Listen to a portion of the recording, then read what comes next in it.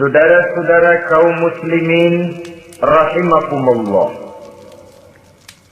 Salah satu kelebihan makhluk bernama manusia, yaitu bahwa Allah subhanahu wa ta'ala menghiasi hidup manusia ini dengan syahwat atau yang lazimnya kita sebut sebagai hawa nafsu. Inilah tenaga yang merupakan daya dorong yang melahirkan dinamika dalam kehidupan manusia, yang menyebabkan terus-menerus terjadinya perkembangan dalam sejarah peradaban dan kehidupan manusia.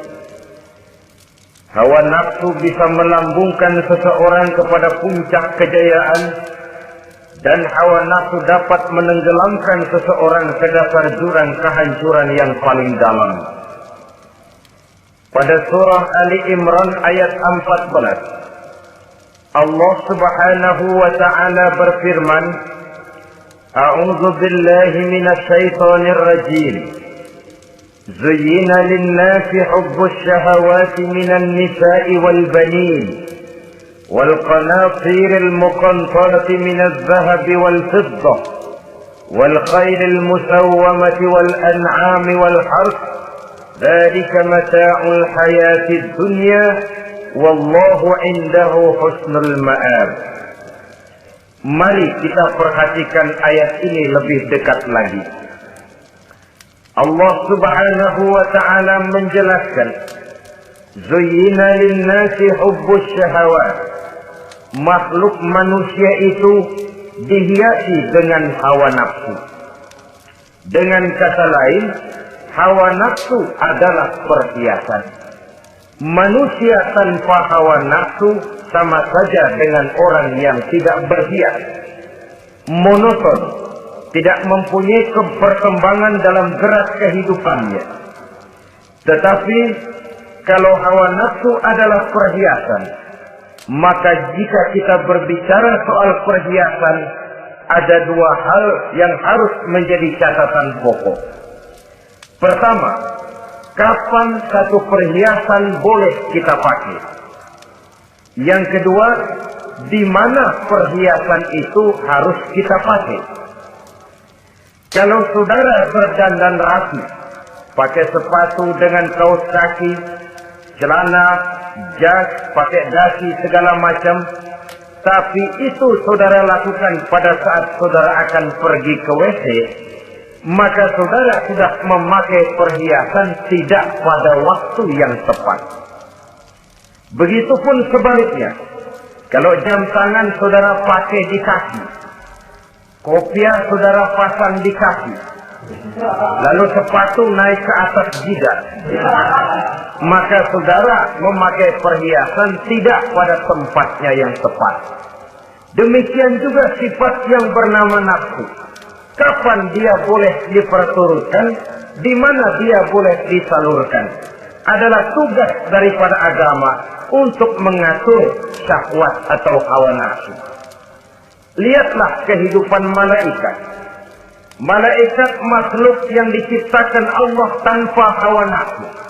Maka kehidupan malaikat monoton. Malaikat tidak mempunyai peradaban dan kebudayaan. Malaikat adalah makhluk yang secara instinktif diciptakan untuk berbakti, tidak punya alternatif atau pilihan lain. Saudara lihat, ada malaikat yang sejak diciptakan diperintahkan untuk sujud, sujud saja sampai sekarang, nggak bangun-bangun.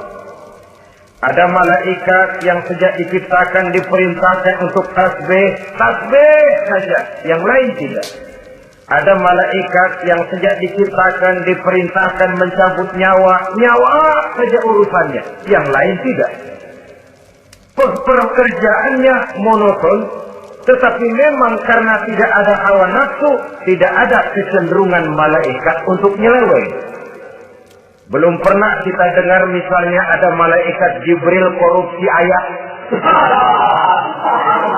Ini kelihatannya ayat bagus ini, nggak usah disampaikan kepada bawahan Muhammad, dipakai sendiri saja. Tidak. Kita belum pernah dengar malaikat maut keliru mencabut nyawa orang yang belum waktunya modal. Belum pernah. Malaikat itu ibadun mukramun la ya'sunallaha fima amarahum wa yaf'aluna ma yu'marun. Maka kehidupan malaikat adalah monoton. Dinamika tidak ada, peradaban dan kebudayaan juga tidak ada.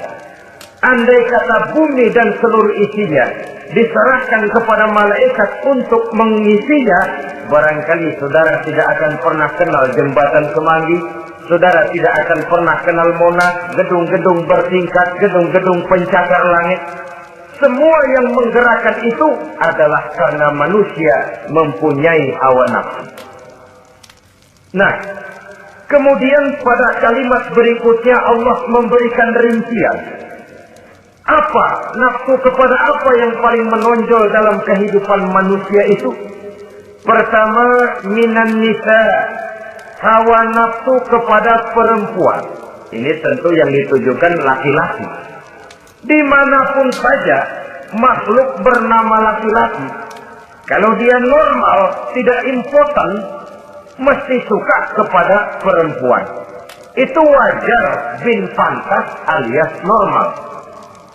Tetapi tadi saya katakan di awal, nafsu kepada perempuan adalah perhiasan. Kapan makainya, di mana makainya, itulah tugas agama memberikan tuntunan dan aturan. Saudara-saudara kaum muslimin rahimakumullah, nafsu kepada wanita dapat mengantarkan seseorang kepada puncak kejayaan, tapi nafsu kepada wanita bisa menenggelamkan seseorang ke jurang kehancuran. Bergantung kepada latar belakang apa yang mendorong timbulnya syahwat tadi. Dengan kata lain, motivasi syahwat tadi digerakkan oleh iman dan ketakwaan, atau semata-mata karena memang syahwat yang merupakan kendaraan iblis. Penyelewengan pertama yang terjadi dalam sejarah kehidupan manusia adalah penyelewengan yang dilakukan oleh Nabi Adam alaihi salam pada saat ia memetik buah kulti. Kenapa itu dilakukan oleh Nabi Adam? Karena terdorong oleh rasa sayang dan cinta kepada istrinya Hawa. Sebenarnya Hawa lah yang merajuk, Siti Hawa lah yang membujuk, dan Nabi Adam oleh karena syahwatnya kepada istrinya memperturutkan bujukan Siti Hawa itu. Peristiwa Nabi Adam ribuan tahun yang lalu akan terus relevan sampai ke zaman kita sekarang ini. Berapa banyak orang-orang yang karena terlalu ingin menyenangkan istrinya, lalu tidak segan-segan melakukan perbuatan-perbuatan yang menyimpang, baik itu merugikan orang lain, merugikan masyarakat, bahkan merugikan bangsa dan negaranya. Seorang pedagang tidak akan segan-segan menipu. Sebaliknya pun begitu. Tidak jarang wanita di dalam kelemahannya bisa menenggelamkan dunia. Seorang suami yang jujur, polos, lugu, sederhana bisa jadi koruptor ulung karena didorong-dorong oleh istrinya. Istrinya barangkali bisa saja dibakar-bakar oleh tetangganya. Suaminya jujur, sederhana, kepala bagian, tempatnya basah, tapi melarat. Istri rupanya tidak sabar melihat gaya hidup yang makin konsumtif, persaingan yang makin tajam. Suaminya dikipas-kipasin. Kata istrinya, bang, tetangga sebelah kita lakinya pegawai kecil, bang, tapi gelangnya kayak velg desa. Abang ini kepala bagian tidak bisa memberikan saya macam itu, percuma lah. Kata suaminya, ya bagaimana, mau gaji saya cuma segitu-gitunya. Ya namanya kepala bagian, apaan, kayak sahabat dulu. Kalau sudah berpikir ke arah ini, artinya sudah nifasi suaminya untuk melakukan tindakan yang tidak wajar. Saudara-saudara kaum muslimin rahimakumullah, sejak zaman klasik sampai kepada zaman kita sekarang ini, kita melihat kecenderungan syahwat kepada wanita ini. Julius Kaisar yang katanya gagah perkasa ternyata tunduk di bawah kaki Cleopatra. Napoleon Bonaparte, the Lion of Europe, singa daratan Eropa, luas kekuasaannya, gagah perkasa tentaranya, kepada siapa dia tunduk? Ke bawah kakinya Margaret Josephine. Demikianlah di zaman kita sekarang, kita melihat di Jepang, betapa Perdana Menteri Uno didesak mengundurkan diri dari jabatan Perdana Menterinya oleh karena terlibat skandal dengan geisha.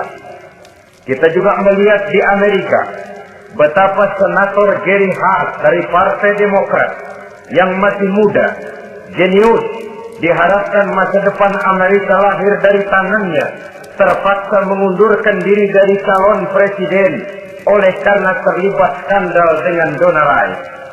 Kita juga menyaksikan betapa parlemen dan kabinet di Inggris sempat geger oleh karena skandal Pamela Bordes, pelacur kelas kakap yang melanglang buana mencari sasaran-sasaran kakap.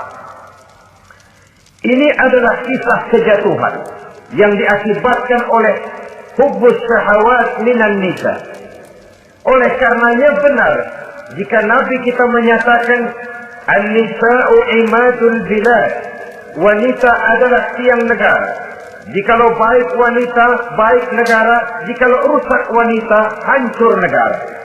Kalau syahwat kepada wanita cuma semata-mata karena syahwat, maka seorang laki-laki akan memandang wanita cuma sekedar alat pemuas hawa nafsu. Nilainya rendah. Sedangkan agama kita mengajarkan ma akraman nisa'a illa karimun wa ma ahanan nisa'a illa laimun, kata Nabi.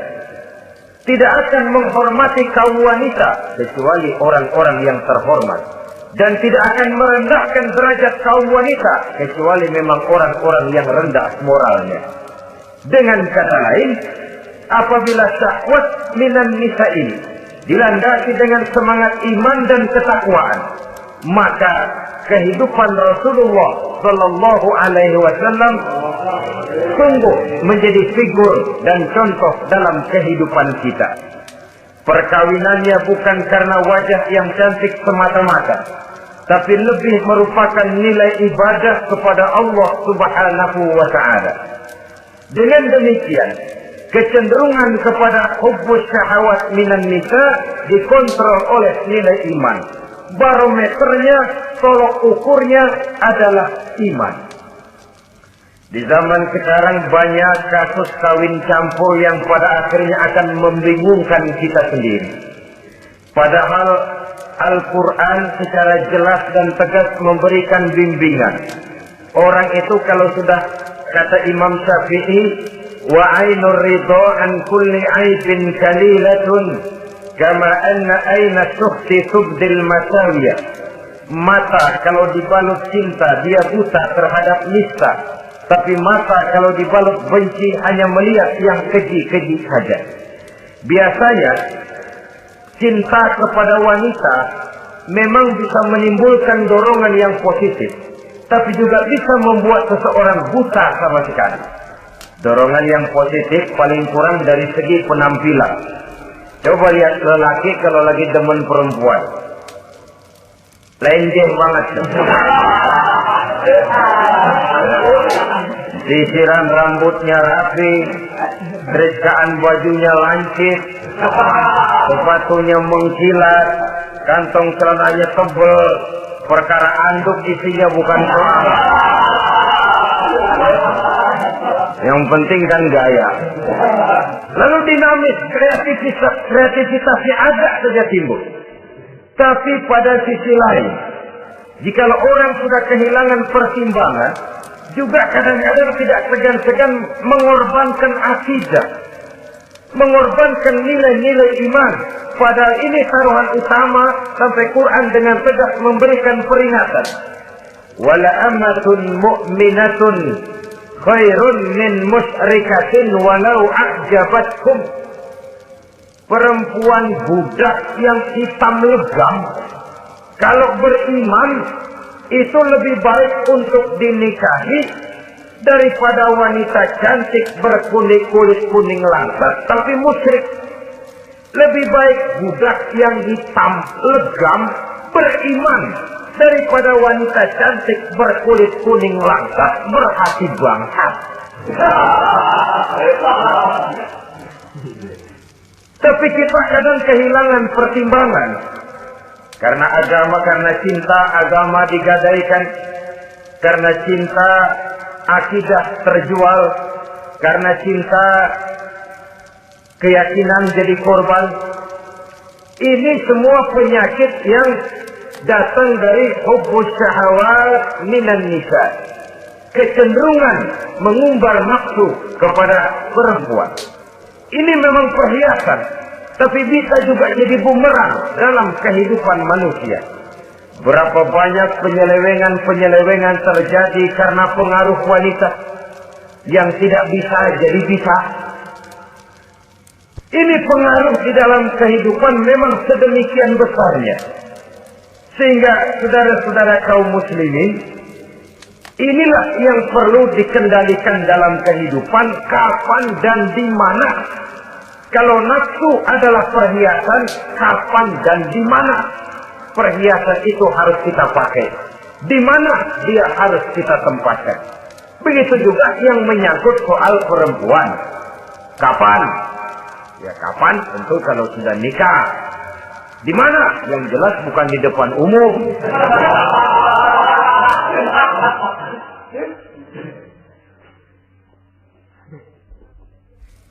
Ini nafsu yang pertama, minan nisa. Yang kedua, wal banin. Dihiasi juga manusia dengan kecintaan kepada banin. Makna banin di sini al-aulad, anak-anak laki. Kenapa disebut banin, anak-anak laki? Karena pertama, sering anak laki itu lebih jadi kebanggaan buat orang tuanya ketimbang anak perempuan.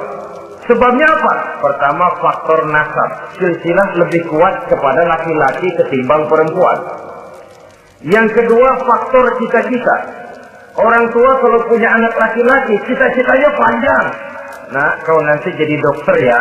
Nak, jadi insinyur ya.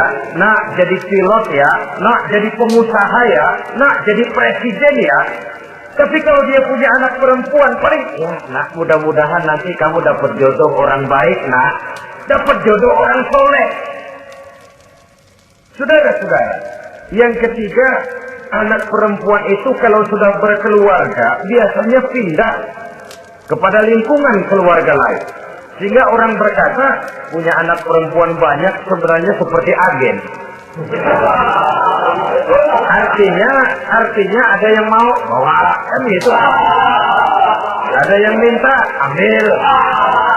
Ada yang berminat, buntel. Paling dia nengokin orang tuanya lebaran. Ya syukur kalau sebulan sekali atau seminggu sekali. Tapi minimnya kan lebaran. Dengan demikian dari garis nasab ini lebih kuat al-banin ketimbang al-banat. Manusia dihiasi dengan kecintaan kepada anak-anak. Sering karena terlalu cinta kepada anak, kita menjerumuskan anak. Terlalu sayang kepada anak, segala maunya kita perturutkan tanpa kendali dan kendala. Akhirnya sifat yang demikian itu malah mendorong anak untuk manja, tidak percaya kepada kemampuan yang dimilikinya, selalu mengandalkan kepada kebesaran, kemampuan daripada orang-orang yang dibanggakannya itu. Dan dalam kondisi demikian, kedewasaan dan tanggung jawabnya akan lambat berkembang. Maka Allah Subhanahu wa ta'ala memperingatkan bahwa harta dan anak bisa menjadi fitnah. Dalam ayat lain Allah juga memperingatkan, ya ayyuhalladzina amanu la tulhikum amwalukum wa auladukum an dzikrillah. Wahai orang-orang yang beriman, jangan sampai hartamu dan anak-anakmu memalingkan kamu daripada mengingat Allah. Jangan sampai kesibukanmu kepada anak dan harta benda menyebabkan kamu sampai lupa mengingat Allah Subhanahu wa ta'ala. Berapa banyak manusia yang tenggelam dengan melupakan Allah, jauh dari agama, jauh dari tuntunan syariat, oleh karena disibukkan oleh persoalan anak dan persoalan harta benda. Maka satu-satunya jalan, jikalau kita tidak ingin anak kita sampai memalingkan kita daripada mengingat Allah, nilai-nilai keimanan harus ditanamkan kepada mereka sedini mungkin. Dengan bekal ini, maka mereka, anak-anak kita, insya Allah tidak akan membuat kita orang-orang tua ini berpaling daripada mengingat Allah, berpaling daripada kehidupan beragama. Memang karena anaklah kita orang tua peras keringat banting tulang, pergi pagi pulang sore cari nafkah. Karena anaklah kita orang tua kepala jadi kaki, kaki jadi kepala. Asal mereka bisa menikmati hari depan yang lebih baik dari yang kita nikmati sekarang ini. Tapi berapa banyak juga orang-orang tua yang tidak sadar akan amanah berupa anak ini. Mereka lalai, mereka bersikap masa bodoh, padahal tidak akan ada yang tidak dipertanggungjawabkan di hadapan Allah Subhanahu wa Ta'ala. Orang tua bisa mendapat pensiunan pahala kalau anaknya tumbuh menjadi anak yang soleh. Tetapi orang tua pun bisa saja masuk neraka karena anaknya menjadi anak yang kurang ajar dan orang tuanya sama sekali tidak pernah memberikan pendidikan yang sebagaimana mestinya. Saudara-saudara kaum muslimin rahimakumullah, kita tentu berharap memperoleh pensiunan pahala dan bukan mendapat tambahan dosa dari kekurang ajaran anak-anak kita akibat kita sebagai orang tuanya tidak pernah mau mendidik mereka. Dalam hadis ada diriwayatkan ada anak kurang ajar, sembahyang tidak, puasa ibadah tidak, kenal Allah tidak, beriman pun tidak, dosa kelewat banyak, kejahatan berkarat. Di akhirat nanti disidang dia, ditanya, kamu kenal siapa Tuhanmu? Tidak. Kamu tahu siapa nabimu? Tidak. Kitab sucimu apa? Tidak tahu. Kiblatmu di mana? Tidak ada. Kamu sholat? Tidak pernah. Kamu puasa? Tidak pernah. Wah, kalau begitu kamu rusak sekali. Kamu neraka. Anak ini mengajukan protes. Saya menuntut keadilan. Benar saya tidak kenal siapa Tuhan saya. Saya tidak tahu apa kitab suci saya. Saya tidak pernah mendirikan sholat. Tidak pernah melaksanakan puasa. Pendeknya tidak ibadah dan tidak iman. Tapi semua itu terjadi. Sebab-sebabnya tidak lain karena orang tua saya tidak pernah mendidik dan mengajarkan saya. Orang tua saya tidak pernah mengarahkan saya ke jalan itu. Sampailah saya seperti keadaan yang sekarang ini. Orang tua saya enak-enakan ngaji, saya teler diantepin aja. Orang tua saya memegang kitab, saya megang botol. Dia tahu, dia diam saja. Dia tahu dan dia tidak memberikan peringatan. Karena orang tua saya lah, maka saya jadi seperti sekarang ini. Kalau saya harus masuk ke dalam neraka, saya menuntut keadilan agar orang tua saya juga ikut bersama saya gabung ke dalam neraka. Orang tuanya yang baik-baik dipanggil, sudah mau berangkat ke surga nih orang tua, dipanggil, "Tar dulu mas, ini dulu." Mau kemana kencang banget? Surga pak, nanti dulu urusan belum beres. Ini benar anakmu ini. Dilihat anaknya, iya anak saya ini. Waktu di dunia nggak pernah diajarin ngaji, nggak pernah. Sampai dia nggak kenal Tuhannya, nggak kenal nabinya, nggak kenal kiblatnya, nggak kenal kitabnya. Iya. Dia sembahyang, kamu dia nggak sholat, kamu diamin aja. Iya kali. Kenapa pakai kali? Yang benar ngomong. Ramadan dia nggak puasa, kamu nggak tegur, kamu diam saja. Iya. Wah, kamu nggak tanggung jawab. Kamu tahu anak itu adalah amanah. Menyia-nyiakan amanah adalah khianat. Khianat adalah dosa besar. Jadi bagaimana saya? Ya kamu gabung sama anakmu, join ke neraka berdua bareng.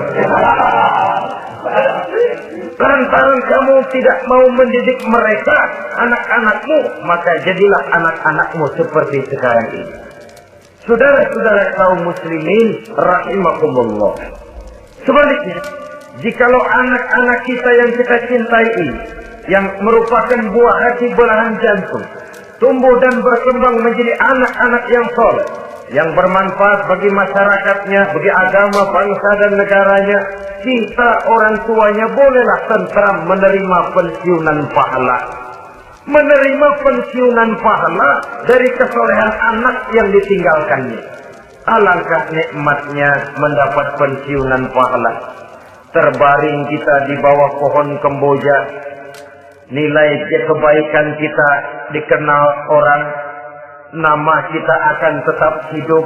Oleh karena kita meninggalkan anak-anak yang tumbuh menjadi generasi yang soleh, bukan anak yang salah. Oleh karenanya, kecintaan kepada anak jangan sampai membuat kita lalai dari mengarahkan mereka kepada kehidupan beragama. Di zaman sekarang ini, kecenderungan kita mengarahkan anak pun sudah kepada kecenderungan yang berbau materialistis. Maka yang ramai bagaimana anak bisa mengejar program MBA, Master of Business Administration, supaya keluar bisa jadi manajer. Bagaimana anak lalu kursus komputer, supaya keluar menjadi tenaga yang canggih di bidang komputer. Ya, kalau dia perempuan cantik, bagaimana dia bisa masuk Akademi Sekretaris and Management, supaya bisa jadi sekretaris. Atau bagaimana dia bisa masuk sekolah nyanyi, supaya nanti jadi penyanyi dengan tarik suara, uang lalu mengalir ke dalam kocek jutaan nilainya. Maka yang ramai pun hal-hal yang semacam itu. Dalam pada itu, pengajian, kursus-kursus keagamaan, tadi klub yang membicarakan masalah-masalah agama, ramainya kadang-kadang kalau bulan Ramadan, dianggap training center. Ya lumayan, daripada tidak sama sekali mah lumayan.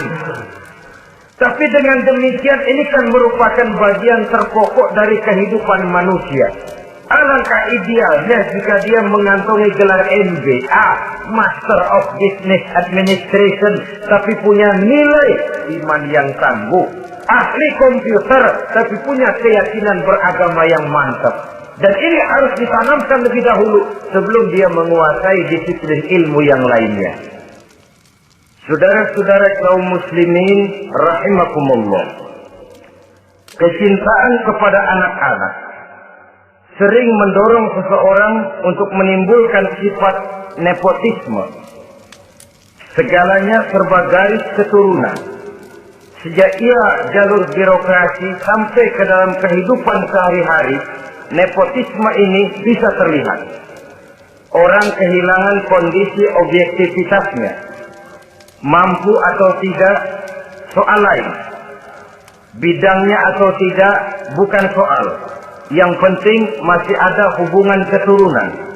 Maka timbullah tumpang tindih untuk sesuatu pekerjaan yang tidak sesuai dengan kemampuan dan keahliannya. Di desa-desa kita melihat masjid, ketua masjid bapaknya, bendahara anaknya, sekretaris mantunya, Bilal besannya, beduk engkongnya. Pokoknya asal masih ada garis keturunan, masuk. Tidak, minggir. Ini pada akhirnya kurang menciptakan pemerataan kesempatan. Iyalah kalau profesinya, tapi kan jarang yang demikian itu. Kita boleh cinta kepada anak-anak kita, tapi jangan lalu mempergunakan posisi yang kebetulan kita gunakan untuk menempatkan anak-anak kita lebih dari kemampuan yang mereka miliki. Nepotisme yang lahir. Sehingga ini bukan saja tidak mendidik, tapi mengakibatkan terjadinya tumpang tindih. Tidak lagi berprinsip the right man on the right job, bahwa orang harus ditempatkan sesuai dengan keahliannya. Tapi kita sudah berpikir subjektif. Ahli atau tidak ahli, asal masih berbau keturunan, ayo silahkan. Nepotisme yang akan lahir. Oleh karenanya, mencintai anak adalah sesuatu yang merupakan perhiasan di dalam kehidupan. Wajar, tetapi harus kita menempatkannya sesuai dengan semestinya. Ini yang kedua. Yang ketiga, nafsu yang menghiasi hidup manusia itu adalah nafsu kepada wal qanatiril muqantarati minaz zahabi wal fiddah. Al-qantarah ay al-malul katsir. Kecintaan, kesenangan, nafsu kepada harta benda yang banyak daripada emas dan perak. Ini tentu sesuai dengan situasi dan kondisi. Kecintaan untuk mengumpulkan harta benda yang sebanyak-banyaknya. Baik itu berupa emas, baik itu berupa perak. Ini cuma penyebutan beberapa jenis dari kecenderungan manusia kepada harta benda. Bukankah sering dikatakan orang bahwa manusia di dalam berhadapan dengan harta itu seperti meminum air laut. Makin diminum, makin kering tenggorokan, makin haus kita dibuatnya. Apabila watak ini kita perturutkan, maka manusia tidak akan pernah kenal puas, tidak akan pernah kenal cukup. Nabi kita memberikan peringatan. Lau anna libni Adam wadiyan min zahabin labtagha lahuma thalithan wa la yamla'u jawfa ibni Adam illa turab. Andai kata manusia mempunyai dua buah ladang yang seluruhnya berisi emas, akan puaskah manusia? Tidak. Mereka akan cari ladang emas yang ketiga. Wala yamla'u jawfa ibni Adam illa turab. Sungguh mulut manusia ini tidak akan pernah penuh terisi kecuali kalau sudah disumpal dengan tanah. Artinya kalau sudah dia dipendam di liang lahat baru cukup. Tetapi sepanjang dia masih bergerak, masih hidup dan bernyawa, masih bisa berusaha dan berbuat, dia tidak akan pernah mengenal puas. Ini akan mendorong manusia terjebak kepada menghalalkan segala cara untuk mencapai tujuan.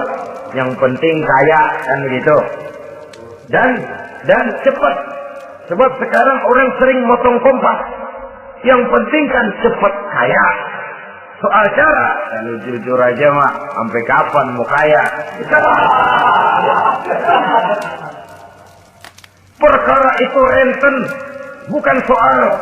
Perkara itu judi, tidak jadi masalah. Perkara itu korupsi menyangkut hak orang banyak, bukan soal. Yang penting cepat kaya. Dan anehnya lagi, tidak malu menumpuk kekayaan dengan cara yang tidak wajar. Ya kan orang hidup bermasyarakat tuh bisa dianalisa toh. Emang usahanya apa sih? Gajinya sebulan berapa sih? Kok bisa gitu-gitu bener sih? Dari mana sih? Secara langsung orang tidak berani bertanya, tapi dari mulut ke mulut akhirnya tersebar jadi rahasia umum. Diano kan punya anunya seano. Ini bisa jadi bahan pertanyaan dalam kehidupan. Akhirnya jadi gunjingan. Orang sudah tidak terlalu peduli dari mana kekayaan itu diperoleh. Yang penting kaya. Dengan menghalalkan segala macam cara, terjebaklah ke dalam cara-cara mafia, terjebaklah ke dalam cara-cara yang tidak wajar, tidak bijaksana, memperkuat klik, clean, dengan menghantam yang lain. Saudara-saudara kaum muslimin rahimakumullah, bahwa manusia punya nafsu ingin kaya itu boleh. Agama memberikan tuntunan, memberikan aturan. Tidak hanya sekedar asal kaya, Tidak hanya sekedar asal banyak harta. Malahan hadis menyatakan kalau saudara diberikan umur panjang, pertanyaan akhirat cuma satu kok. Umurmu kau habiskan di mana? Kalau saudara diberikan amanah berupa ilmu pengetahuan, pertanyaan akhirat juga cuma satu kok. Ilmumu kau amalkan untuk apa? Tapi kalau kita diberikan amanah berupa harta benda, pertanyaan akhirat itu dua. Min aina iktasabahu wa fima anfaqahu. Dari mana hartamu kau dapat, kemana hartamu kau belanjakan. Dari mananya ditanya, kemananya juga ditanya. Depan belakang ditanya. Dan kalau mempergunakan harta untuk kesenangan syahwat, orang berani bukan main. Tapi kalau untuk kepentingan agama, yang hakikatnya untuk kepentingan dirinya sendiri, berat seperti nyabut bambu dari ujung. Orang kalau menyumbang masjid 100.000, itu kan zahirnya memberikan panitia masjid. Tapi hakikatnya kan dia nabung buat dirinya sendiri. Seolah-olah dia cuma berkata, Pak, tolong saya titip 100.000, ini untuk kepentingan saya di akhirat nanti. Silakan uangnya mau dibelikan semen, pasir, kaca, pintu, jendela, silakan. Saya cuma titip, ini untuk saya di akhirat nanti. 100.000 Pak. Zahirnya dia memberikan kepada panitia masjid, madrasah, pesantren, yatim piatu. Hakikatnya dia nabung buat dirinya sendiri di akhirat. Malah tabungan ini bukan SDSB namanya, SDBS. Sumbangan dana berhadiah surga. Itu SDBS namanya. Sekarang orang mengejar SDSB, lalu berat mengejar SDBS. Sumbangan dana yang berhadiah surga. Langsung dari Allah Subhanahu wa ta'ala. Cuma kalau dia main golf, sewa lapangan golf itu 400-500 ribu sebulan. Paling 4-5 kali main. Beli stick golfnya saja sampai jutaan.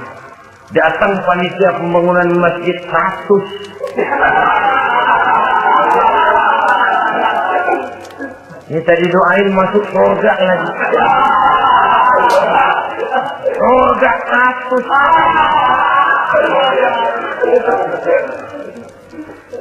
Saudara-saudara kaum muslimin rahimakumullah. Kecintaan kepada harta benda yang banyak, baik berupa emas, berupa perak, mendorong orang untuk berlomba-lomba yang Allah peringatkan dalam Al-Quran, Alhaakumut takatsur hatta zurtumul maqabir. Kamu telah lalai akibat kamu berlomba-lomba memperbanyak materi dunia. Hatta zurtumul maqabir, sampai kamu dekat masuk ke liang kubur, baru rupanya sadar bahwa perlombaan ini tidak akan pernah sampai ke garis finish. Betapapun jauhnya rally Paris-Dakar, garis finishnya ada. Betapapun hebatnya medan yang ditempuh buatnya gurun pasir Afrika, garis finishnya pasti ada. Itu kan rally yang terbuat di dunia katanya, Paris-Dakar. Tapi garis finishnya ada. Namun jikalau kita berlomba memperbanyak harta, kita tidak akan pernah sampai ke garis finish. Yang kecil-kecilan aja dah. Kalau orang ditanya, kamu kenapa sih belum mau sembahyang? Ya, bagaimana mau sembahyang Pak? Tinggal di Jakarta masih kontrak. Kapan habis tahun diubur-ubur yang punya rumah. Kalau punya rumah sendiri walaupun kecil-kecilan, saya mau ibadah Pak. Ya, diberikan rezeki oleh Allah, bisa bikin rumah walaupun kecil-kecilan. Belum juga mau sembahyang. Kok belum juga sembahyang?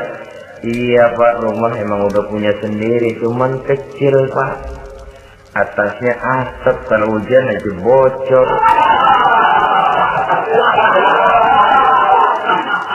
Kalau bisa bikin rumah yang permanen Pak, tenang, saya ibadah, sembahyang saya rajin.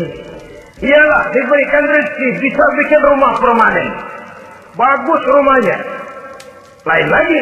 Iya, rumah sudah permanen, tembok, ubin. Cuman isinya belum ada Pak, perabotannya. Kalau punya peralatan rumah tangga yang memadai, tenang saya ibadah. Diberikan juga rezeki, bisa beli perabotan rumah tangga yang lumayan.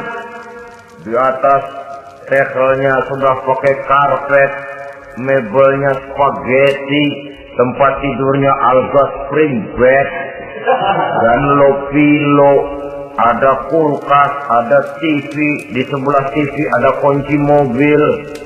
Kuncinya mobilnya.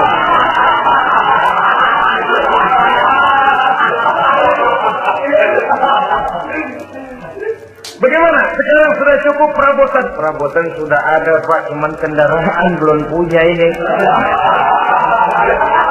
Kemana-mana masih ngukur jalanan. Kalau punya kendaraan enak, kemana-mana cepet, Pak. Mau ke masjid juga getap dah. Diberikan rezeki, bisa beli kendaraan. Lain lagi nanti. Sudah punya sepeda, pengen punya motor, kepengen punya mobil, kepengen punya pesawat terbang, pengen punya kapal induk. Sudah punya kebun, pengen beli sawah, sudah punya sawah, pengen punya gunung, sudah punya gunung, laut diborong. Perlombaan materi tidak akan pernah membawa kita ke garis finish. Karena sifatnya sangat abstrak, bahkan akan mendorong kita seperti gurita. Cenderung kepada penyakit tamak bin rakus alias serakah. Dengan demikian saudara-saudara, bahwa kecintaan kepada harta merupakan nafsu, dan nafsu itu adalah perhiasan, dia bisa menjadi daya dorong positif. Kalau dalam upaya memperoleh harta itu kita tidak akan keluar dari tujuan keridhaan Allah. Saya cari nafkah, tapi yang Allah ridho. Saya ingin kaya, tapi dengan cara yang Allah ridho.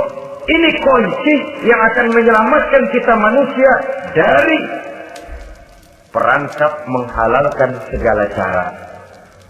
Ini yang ketiga. Yang keempat, dihiasi manusia itu dengan nafsu kepada wal khailil musawwamah, kuda yang bagus, kendaraan yang bagus, kuda yang terpelihara. Al musawwamah ada yang mentafsirkan ar-ra'iyah. Ar-ra'iyah itu yang digembalai, binatang ternak, kuda yang digembalai atau kuda yang diikat. Artinya, kalau dulu kan yang namanya tuan-tuan tanah itu baru dibilang bejeger kalau kemana-mana naik kuda. Jet set zaman dulu itu. Sudah kelompok jet set itu kendaraan. Kalau sekarang baby benda, dulu mah kuda band.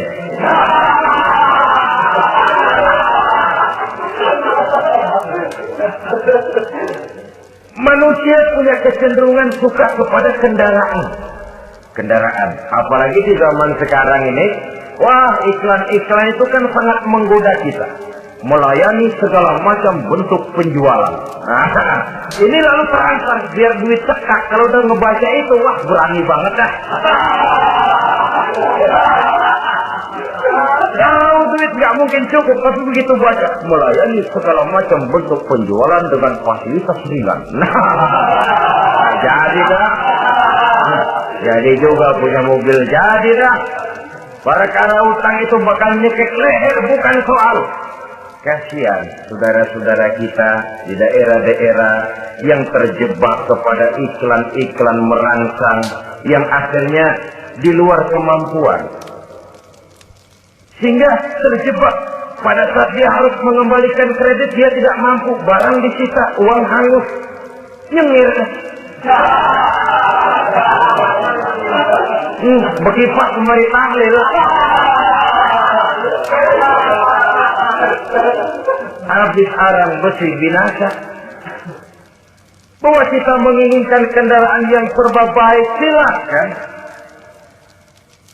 Tiap akhir tahun ganti merek, keluar yang baru, ganti lagi.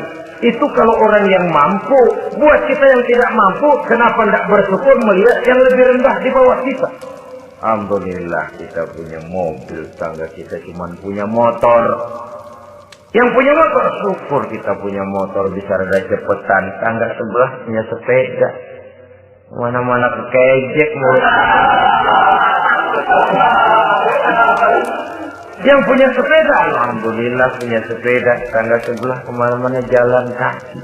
Yang jalan kaki, syukur masih bisa jalan. Temen sebelah lumpuh bertahun-tahun. Yang lumpuh, alhamdulillah masih hidup. Tangga sebelah kemarin out nggak balik lagi.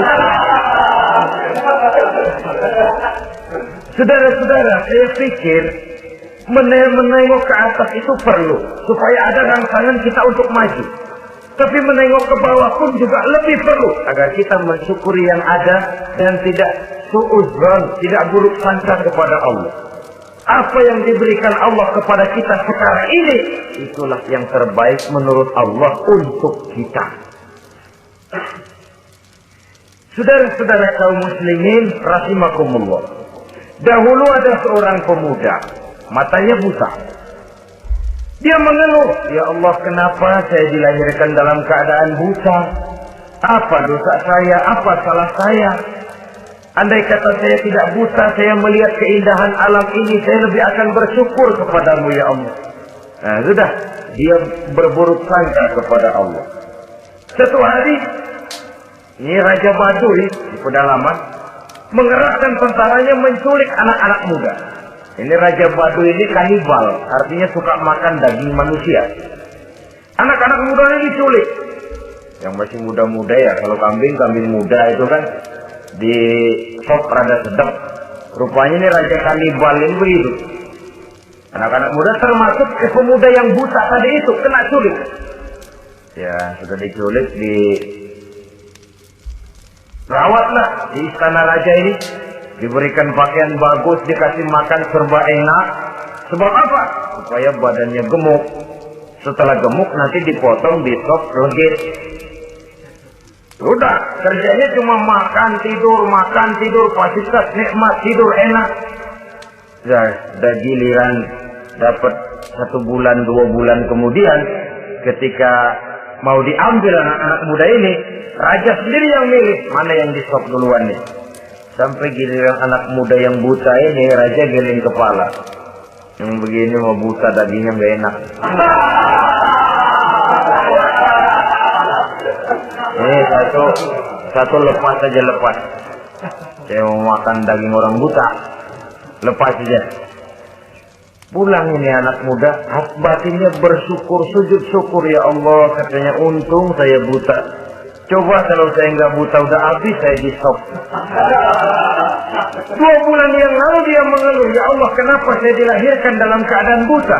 Sekarang dalam pulang ke rumah, perjalanan menuju ke rumah, dia berkata, alhamdulillah, andai kata saya tidak buta, habis badan saya di stop oleh raja yang kanibal tadi. Saudara-saudara kaum muslimin rahimakumullah.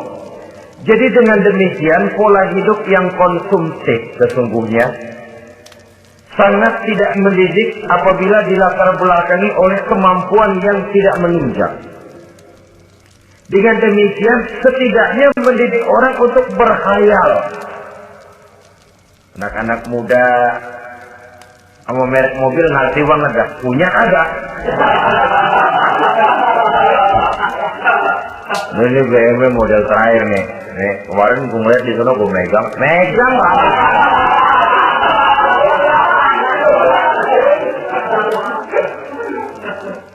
Tulul amal ini kalau tidak diimbangi dengan saluran yang positif, dia akan terjebak kepada penyakit tulul amal, panjang angan-angan.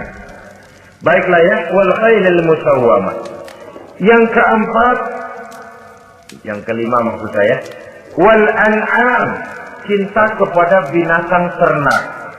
Manusia ini kan punya kecenderungan macam-macam. Setelah rumahnya bagus, hartanya banyak, kendaraannya cukup, ingin beternak. Jadilah peternak. Ini kecenderungan manusia, wajar saja sepanjang didapatkan dilakukan dengan cara-cara yang wajar. Wal harth, dan tumbuh-tumbuhan, bertani, bersawah, berladang, itu merupakan kecenderungan daripada manusia. Keseluruhan itu, kata Allah, kecintaan kepada wanita, kepada anak, kepada harta benda, kepada kendaraan, kepada binatang ternak, kepada tumbuh-tumbuhan. Zalika, semua itu mata'ul hayatid dunya, merupakan kesenangan hidup dunia. Berapa lama kesenangan hidup dunia? Sebentar, seumur manusia. Seumur manusia. Bahkan kadang-kadang pada saat dia masih hidup pun orang tidak sepenuhnya sempat menikmati kesenangan hidup dunia. Apabila ajal datang, selesailah kehidupan dunia sampai di sini. Orang-orang kafir, buat mereka surganya di dunia ini. Bila kehidupan di dunia selesai, selesailah sudah surganya sampai di sini. Kesemua itu, dan kata Allah, merupakan kesenangan daripada kehidupan di dunia. Wallahu indahu husnul ma'ab, dan Allah mempunyai tempat kembali yang sangat baik. Nah, setelah Allah menjelaskan semua itu, pada ayat yang ke-15 Allah memberikan jalan keluarnya. Memperturutkan nafsu kepada wanita, anak-anak, harta benda, kendaraan, binatang ternak. Bijaksanakah itu? Dalam ayat ke-15 surah Ali Imran ini, Allah memberikan penjelasan tuntas. Qul a'unabbi'ukum bi khairin min zalikum. Katakan kepada mereka Muhammad, maukah kamu aku beri kabar yang lebih baik dari semua itu? Lebih baik daripada kesenanganmu kepada wanita, kepada anak-anak, kepada harta benda, kepada kendaraan dan sebagainya. Mau kamu aku beritahu yang lebih baik daripada semua itu? Jawaban tentu mau. Kalimatnya bukan ukhbirukum, a'unabbi'ukum. An-naba itu berita yang besar. Lain dengan al-khabar, itu berita biasa saja. An-naba, sehingga pembawa berita disebut nabi. Dari naba yang bi, pembawa berita yang benar. A'unabbi'ukum, maukah aku tunjukkan kepada satu berita yang benar-benar besar dan benar-benar lebih baik dari yang semua disebutkan tadi. Apa jalan keluarnya? لِلَّذِينَ اتَّقَوْا عِنْدَ رَبِّهِمْ جَنَّاتٌ تَجْرِي مِنْ تَحْتِهَا الْأَنْهَارُ. Bagi orang-orang yang bertakwa kepada Allah, mereka akan mendapatkan surga yang di bawahnya mengalir sungai. Khalidina fiha, mereka akan kekal di dalamnya. Wa azwajun mutahharah, dan mereka mendapat istri-istri yang suci. Waridwanum minallah, dan keridhaan daripada Allah subhanahu wa ta'ala. Kalau kamu hai orang-orang yang beriman, kalau kamu hai manusia menyangka bahwa nafsu kepada wanita, anak-anak, mengumpulkan harta benda, kendaraan yang menarik, binatang ternak dan tumbuh-tumbuhan itulah yang lebih baik untuk kesenangan dunia, memang itu kesenangan dunia. Tapi nih, seolah-olah kata Allah, nih, saya kasih tahu kamu, aku beritahu yang lebih baik dari semua itu. Apa? Takwa kepada Allah. Kecintaan kepada wanita. Kalau takwa dasarnya, orang nggak amburadul, nggak semrawut, nggak pokoknya gue masalah perempuan dan membuat terus. Tapi punya kaidah, punya norma. Demikian juga kepada anak-anaknya. Demikian juga kepada harta benda. Pokoknya asal harta, mau halal, mau haram, tekuk terus saja. Semuanya dilandasi oleh taqwa, lillazina taqaw, oleh ketakwaan kepada Allah. Nah, ketakwaan ini akan menghasilkan apa? Inda rabbihim jannatun tajri min tahtihal anhar. Melahirkan, menghasilkan surga yang di bawahnya mengalir sungai-sungai. Saudara-saudara kaum muslimin rahimakumullah, jika kita menyangka bahwa wanita bisa memberikan kesenangan, iya, kesenangan dunia. Jika kita menyangka bahwa harta benda bisa memberikan kesenangan, iya, kesenangan dunia. Jika kita menyangka bahwa kendaraan bisa memberikan kesenangan, iya, kesenangan dunia. Tapi kita tidak cuma ingin itu, kita ingin itu semua juga bisa membawa kesenangan akhirat. Caranya landasi dengan takwa. Kesenangan kepada wanita didasari dengan takwa. Maka jangan jadikan wanita cuma sekedar alat pemuas hawa nafsu. Kesenangan kepada anak-anak dilandasi dengan takwa. Maka anak-anak diarahkan kepada jalan yang diridhoi Allah. Kesenangan kepada kendaraan dilandasi dengan takwa. Maka kendaraannya selalu mengarah berjalan menuju jalan takwa, diridhoi oleh Allah Subhanahu wa Ta'ala. Kalau tidak, itu mobil asal lempongan Ancol gancang banget ya. Tapi giliran dihadapin ke masjid, mogok malu-malu. Urusan ngaji ada aja halangannya tuh kendaraan. Tapi kalau untuk urusan maksiat, ngebut benar-benar. Dilandasi dengan ketakwaan. Sehingga dengan demikian tidak hanya sekedar surga di dunia ini, tapi lebih-lebih di surga di akhirat nanti. Khalidina fiha, kekal. Kalau dunia ini kan zillun zail, bayangan. Hari ini kita jaya, besok kita bangkrut. Siapa yang mau menghalangi? Hari ini kita melambung, besok kita nyungsep. Siapa yang bisa menarik? Tidak kekal, berubah, temporer, relatif. Di sana kebahagiaan yang dilandasi dengan takwa ini sudah surga, kekal di dalamnya, azwajun mutahharah. Dapat istri-istri yang suci. Suci dalam arti belum pernah dijamah orang lain. Suci dalam arti tidak pernah terkena halangan. Seperti mens misalnya. Baik menstruasi atau mencret, itu tidak. Azwajun mutahharah. Konon makna mutahharah ini ya artinya juga bisa selalu gadis, bidadari, selalu perawat, tidak pernah janda, walaupun tiap hari dipakai, perawan terus. Dan yang lebih penting, waridwanum minallah, mendapat ridho dari Allah Subhanahu wa Ta'ala.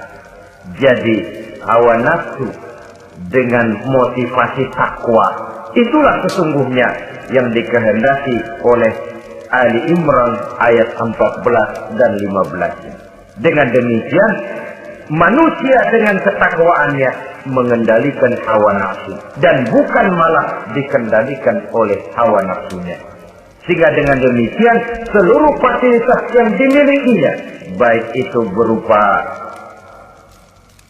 istri, anak, kendaraan, binatang ternak, harta benda, tanam-tanaman, seluruhnya semakin meningkatkan ketakwaannya kepada Allah Subhanahu wa Ta'ala.